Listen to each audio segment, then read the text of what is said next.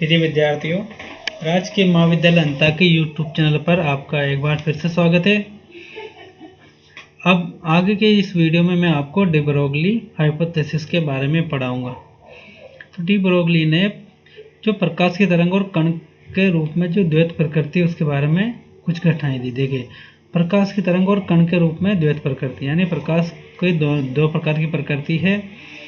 प्रकाश की अनेक घटनाएं जैसे व्यतिकरण, विवर्तन, परावर्तन और ध्रुवण आदि की तरंग सिद्धांत के आधार पर सफलतापूर्वक व्याख्या की जा सकती है, परंतु कुछ अन्य घटनाएं जैसे कि प्रकाश विद्युत प्रभाव, कॉम्पटन प्रभाव, उत्सर्जन और अवशोषण स्पेक्ट्रम, रमन प्रभाव आदि प्रकाश के गुणों की व्याख्या तरंग सिद्धांत द्वारा स्पष्ट नहीं की जा सकी। इनका स्पष्टीकरण प्रकाश का कण रूप मानकर ही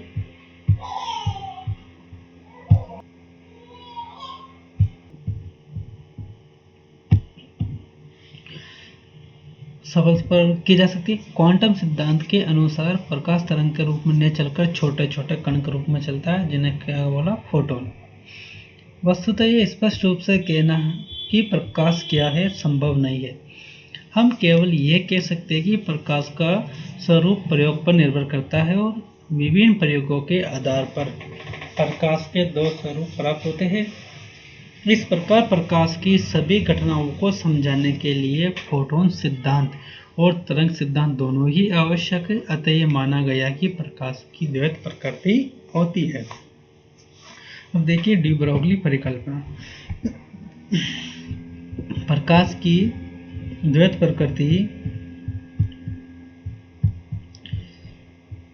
को देखते हुए वैज्ञानिक डी ब्रोगली ने 1924 में ये विचार रखा कि उचित अवस्था में सूक्ष्म द्रव्य कण जैसे प्रोटॉन, इलेक्ट्रॉन, न्यूट्रॉन आदि भी तरंग की भांति व्यवहार करते हैं। अतः द्वैत प्रकृति न केवल प्रकाश में होती है वरन सूक्ष्म द्रव्य कणों में भी होती है।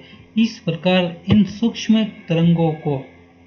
इन उन तरंगों को जो द्रव्य कणों जैसे इलेक्ट्रॉन, प्रोटॉन आदि से संबंध होती है, क्या बोली, द्रव्य तरंगे या डी ब्रोगली तरंगे भी कहते हैं। गोटेड। डी ब्रोगली की परिकल्पना तरंग यांत्रिकी के ऐतिहासिक विकास की पृष्ठभूमि है। यह वे विज्ञान है जो परमाणु एवं अपरमाणु कणों की गति को तरंग के रूप में वर्णित करता है। यदि तरंग यांत्रिकी का प्रयोग अधिक भार वाले कणों के लिए किया जाता है तो तरंग की स्थिति और गति का वही मान आता है जो रूढ़ यांत्रिकी द्वारा परिकलन से प्राप्त होता है। किंतु अति सूक्ष्म कणों के लिए ऐसा नहीं होता है। रूढ़ यांत्रिकी की अपेक्षा तरंग यांत्रिकी का यही सबसे बड़ा लाभ है।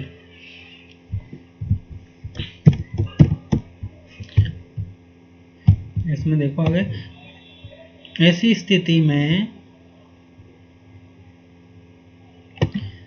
स्थिति में यदि विकिरण की आवृत्ति न्यू हो तो तरंगीय प्रकृति के अनुसार उसकी ऊर्जा ई को फलांक समीकरण द्वारा दिया गया।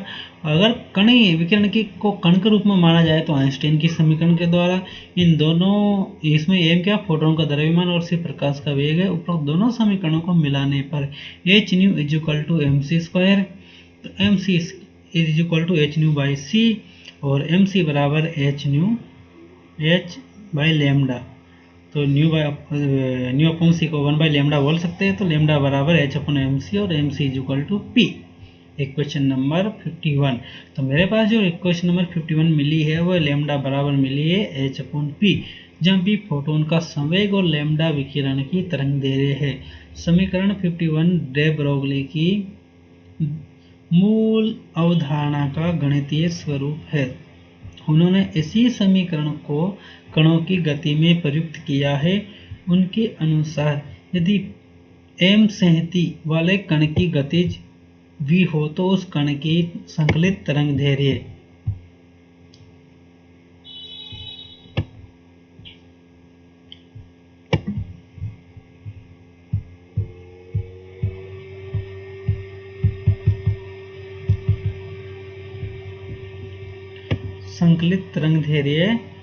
लेमडा बराबर एच अपॉन एन वी, तो पी बराबर एच अपॉन लेमडा। तो संवेग इनवर्सली प्रोपोर्शनल टू तरंग दैर्घ्य, अर्थात किसी गतिमान कण का समय उसकी तरंग दैर्घ्य का क्या रहेगा, व्युत्क्रमानुपाती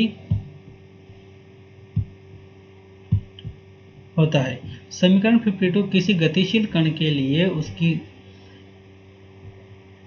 संबंध बताता है, डी ब्रोगली समीकरण कहलाती है। उपरोक्त समीकरण से स्पष्ट है कि कण का द्रव्यमान और उसका वेग जितना अधिक होगा उससे संबद्ध तरंग दैर्घ्य का मान उतना ही कम होगा। इसमें कोई संदेह नहीं कि स्थूल आकार के बड़े पदार्थ जिसका दैनिक जीवन उपयोग करते हैं उनकी गति के साथ तरंग दैर्घ्य भी जुड़ी रहती है, परंतु द्रव्यमान अधिक होने से उनका मान इतना कम होता है कि अपन उनको क्या मान सकते हैं, नगण्य मान सकते हैं, अपन को फील ही नहीं होती है। देखिए डे ब्रोगली समीकरण का प्रायोगिक सत्यापन।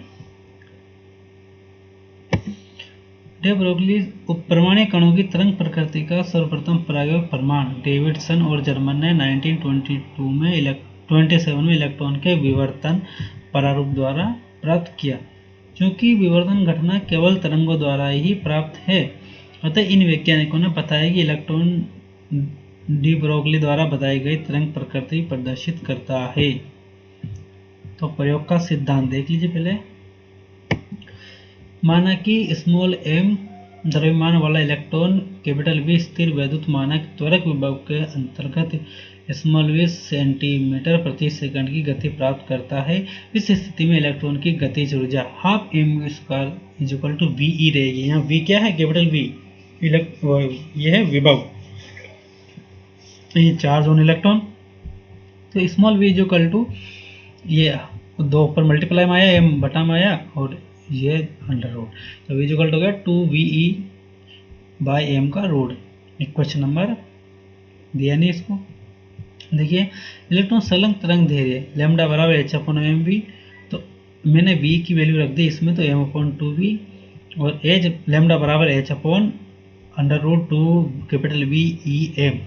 और चूंकि 1 E S U equal to 300 volt होता है, अतः लैम्डा बराबर h 150 अपॉन एम वी, 300 को 2 का भाग दिया 150 का रूट, कितना आ गया 150 बाई कैपिटल V का अंडर रूट एंगस्ट्रॉम। अतः समीकरण 56 से स्पष्ट है कि यदि कोई इलेक्ट्रॉन 100 वोल्ट के विभव से त्वरित किया जाता है तो इसके साथ संलग्न डी ब्रोगली तरंग दैर्घ्य का जो मान है 1.226 एंगस्ट्रॉम होगा।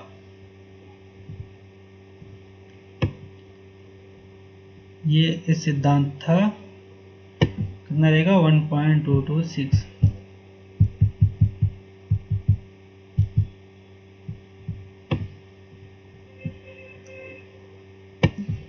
डेविडसन था जर्मनी। डेविडसन जर्मन ने सन 1977 में इलेक्ट्रॉन किरण पुंज को क्रिस्टल पर गिराकर यह बताया कि इलेक्ट्रॉन किरण पुंज का विवर्तन होता है।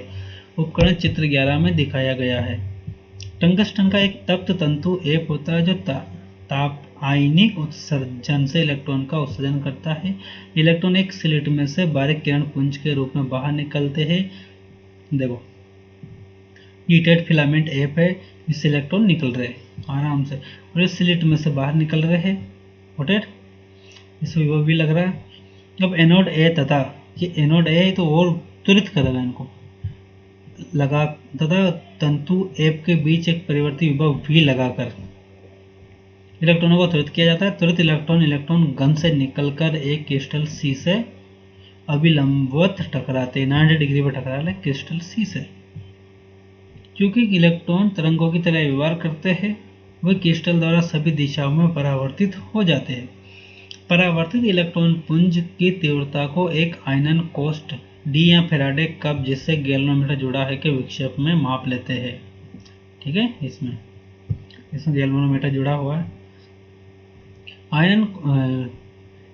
आयनन कोष्ठ डी को एक वृत्तीय पैमाने पर घुमाया जा सकता है। पूर्ण उपकरण कांच की निर्वात किए हुए प्रकोष्ठ में बंद कर दिया जाता है। क्रिस्टल पर किरण पुंज का आपतन कोण निश्चित रखते हुए इलेक्ट्रॉनों पर त्वरण विभव को धीरे धीरे 40 से 68 वोल्ट तक बढ़ाया जाता है। गैल्वेनोमीटर में विक्षेप और विभव V के वर्गमूल के मध्य ग्राफ चित्र 12 में दिखाए अनुसार प्राप्त होता है। ये वक्र रेखा नियमित अंतराल पर उच्चिष्ट दर्शाती है। एक नियमित वर्णात्मक परावर्तन बताता है तथा क्रिस्टल के द्वारा इलेक्ट्रॉन की किरण पुंज का उसी प्रकार विवर्तन होता है जिस प्रकार किरण का होता है। ये अलग अलग उच्चिष्ट विभिन्न कोटि के संगत होते हैं। प्रेक्षण से ज्ञात हुआ कि अत्यधिक तीव्र परावर्तन उस समय होता है जब आपतन कोण कितना हो। ये याद रखना, ये हमेशा कंपटीशन में काम आएगा। इंटरव्यू का क्वेश्चन है, आपतन कोण 50 डिग्री हो या फिर विभव जो लिया था कितना 54 वोल्ट प्राप्त किया जाए। इससे अनुमान लगाया जा सकता है कि इस विशिष्ट कोण और विभव पर समपोषी व्यतिकरण होता है। ये तभी संभव है जबकि कालांतर तरंग दैर्ध्य के पूर्णांक n लैम्ब्डा का बराबर हो। ग्राफ द्वारा विभिन्न उच्चिष्टों के लिए त्वरक विभव निकाला जाता है और समीकरण 56 से तरंग दैर्ध्य लैम्ब्डा की गणना विभिन्न कोटियों के लिए की जाती है। ब्रेक समीकरण n लैम्ब्डा बराबर 2d sin थीटा द्वारा भी लैम्ब्डा की गणना विभिन्न कोटियों के लिए की जाती है। जब क्रिस्टल के दो लगातार परमाणु तलों के बीच की दूरी d और किरण पुंज का आपतन कोण थीटा कोटि n है। प्रथम कोटि के व्यतिकरण n बराबर 1 के लिए थीटा 50 डिग्री और निकल क्रिस्टल के लिए ग्रेटिंग अंतराल जो d था 2.15 एंगस्ट्रॉम है। तो ब्रेक समीकरण से लैम्ब्डा बराबर 2.15 साइन 50 डिग्री बराबर इसको सोल्व किया कितना है 1.66 एंगस्ट्रॉम। डे ब्रोगली के अनुसार आपतन कोण 50 पर त्वरित विभव 54 वोल्ट है। अगर वी रखने पर भी आया 1.66 इलेक्ट्रॉन वोल्ट।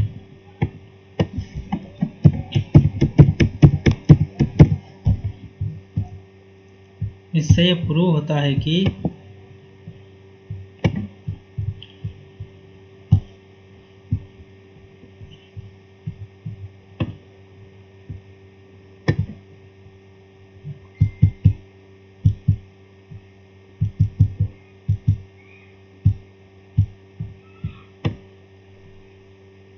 तरंग दैर्ध्य के दोनों मानों में इतनी अधिक समानता इलेक्ट्रॉनों की तरंग प्रकृति का समर्थन करती है और डी ब्रोगली के सिद्धांत की पुष्टि भी करती है। ये दो तीन न्यूमेरिकल थे डी ब्रोगली सिद्धांत के, जो आप लोग देख लेना और इनको समझने की कोशिश करना। नहीं समझ में आए तो आप कमेंट बॉक्स में लिखना, आप इनको सॉल्यूशन कर दिया जाएगा। आगे के जो नेक्स्ट वीडियो में पढ़ेंगे अपन बोर के क्वांटम अभिगृहित की डी ब्रोगली समीकरण द्वारा पुष्टि। Got it.